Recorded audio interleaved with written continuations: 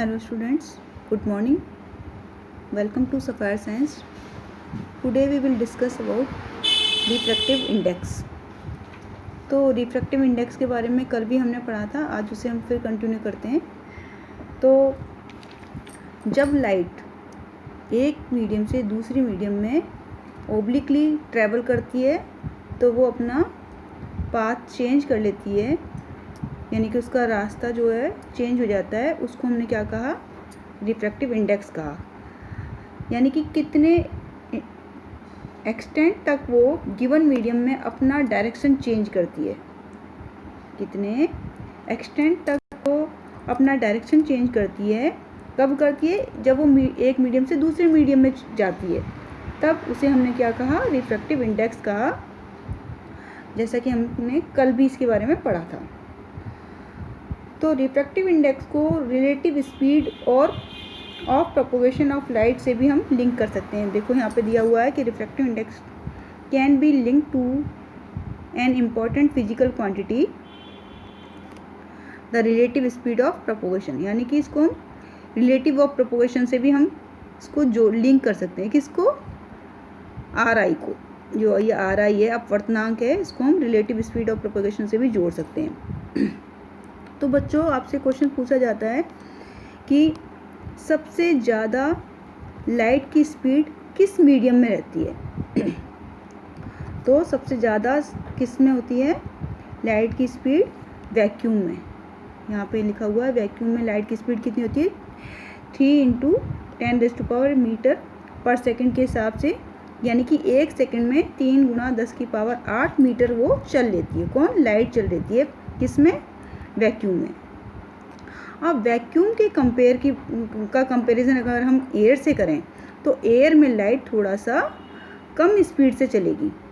Air में थोड़ी सी कम speed से चलेगी। इसके कंपेयर में? वैक्यूम के कंपेयर में। अगर हम वैक्यूम के कंपैरिजन करें ग्लास और वाटर से, ग्लास और वाटर में तो लाइट की स्पीड और थोड़ी कम हो जाएगी। यानी कि सबसे ज़्यादा किस में चलती है? फास्टेस्ट स्पीड किस में होती है? वैक्यूम में होती है यहाँ पे। और सबसे कम जो है वो रहती है डायमंड में। उसको हम बाद में अभी डिस्कस करेंगे। अभी हम करते हैं कि भाई ग्लास और वाटर में थोड़ी सी वैक्यूम के कंपैरिजन में स्पीड इसकी थोड़ी कम हो जाती है। तो इन सभी बातों को अगर हम एक इक्वेशन के रूप में दिखाएं तो कैसे दर्शाएंगे? उसे हम दर्शाने का एक तरीका है। यहाँ पे देखो पहले कि ये डायग्राम दिखाया गया है। ये ग्लास की स्लैब है।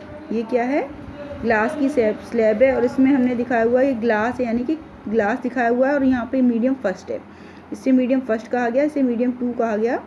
ये यानी कि कांच है, और ये क्या है? एयर है। जब एयर से ग्लास में लाइट ट्रेवल करती है तो देखो इसने अपना डायरेक्शन चेंज कर ली। यहाँ पे डायरेक्शन चेंज कर ली, नहीं तो ये ऐसे सीधे जाती, इसकी ट्रेवल ऐसे करती।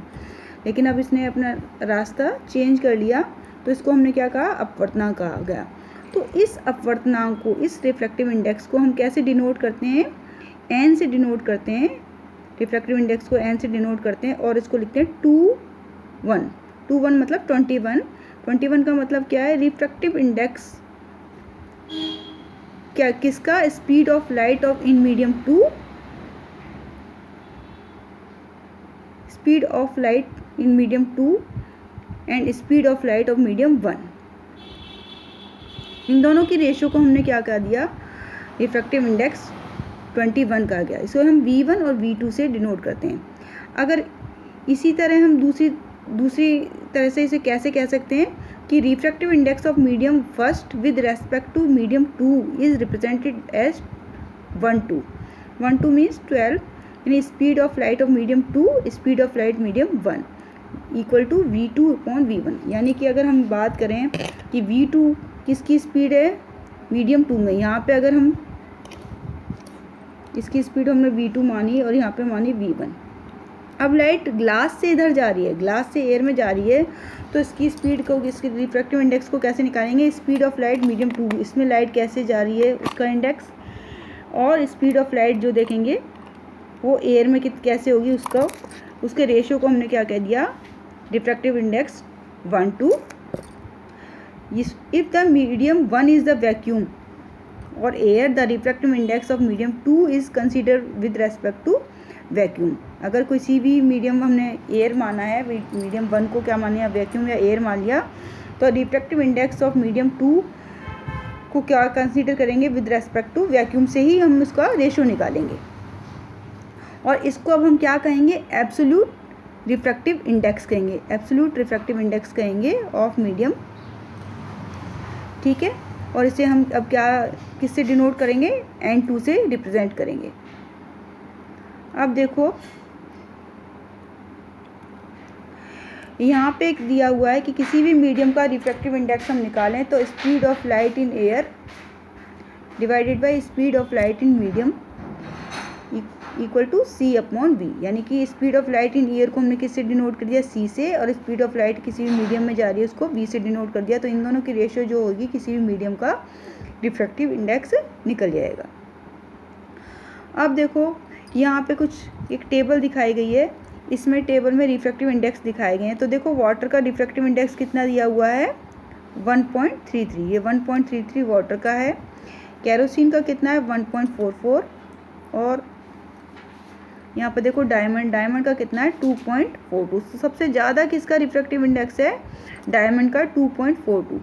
तो रिफ्रैक्टिव इंडेक्स को एक हम ऑप्टिकली डेंसर मीडियम के थ्रू भी हम इसको कंसीडर कर सकते हैं। यानी कि इस ऑप्टिकली डेंसर मीडियम का मतलब क्या है कि उसमें जो प्रकाश है, जो लाइट है, वो कितनी तेज़ी से जाती है। तो देखो डायमंड में 2.42 रिफ्रैक्टिव इंडेक्स कितना है, 2.42 है, यानी कि इसमें लाइट उतनी तेज़ी से ट्रैवल नहीं करती जितना कि एयर में करती है। एयर में देखो सबसे कम रिफ्रैक्टिव इंडेक्स है 1.003, जबकि डायमंड में सबसे ज़्यादा है। तो स्पीड ऑफ लाइट अगर डायमंड की और एयर की बात करें तो एयर में सबसे ज़्यादा होगी एज़ कम्पेयर टू डायमंड के। ऐसे ही अगर हम वाटर की और केरोसिन की बात करें तो केरोसिन का रिफ्रैक्टिव इंडेक्स है 1.44, जबकि वाटर का कितना है, 1.33। वाटर का 1.3, इसका 1.44। तो इसका मतलब क्या हुआ, केरोसिन में भी जो है लाइट थोड़ी सी कम स्पीड से जाती है, वाटर में थोड़ी ज़्यादा स्पीड से जाती है। तो यहाँ पर एक बात दी हुई है कि ऑप्टिकली डेंसर मीडियम का ये मतलब नहीं होता कि उसकी डेंसिटी भी ज़्यादा होगी। वाटर की डेंसिटी केरोसिन से कम है, लेकिन वो ऑप्टिकली डेंसर जो है वो केरोसिन से ज़्यादा है, यानी कि उसमें स्पीड जो है केरोसिन के कंपेयर में ज़्यादा, लाइट की स्पीड थोड़ी सी ज़्यादा होती है। किसमें, वाटर में स्पीड ज़्यादा होती है जबकि केरोसिन में कम होती है। लेकिन वैसे डेंसर कौन सा हुआ, मास डेंसिटी किसकी ज़्यादा होती है, वाटर की ज़्यादा होती है एज़ कम्पेयर टू केरोसिन से।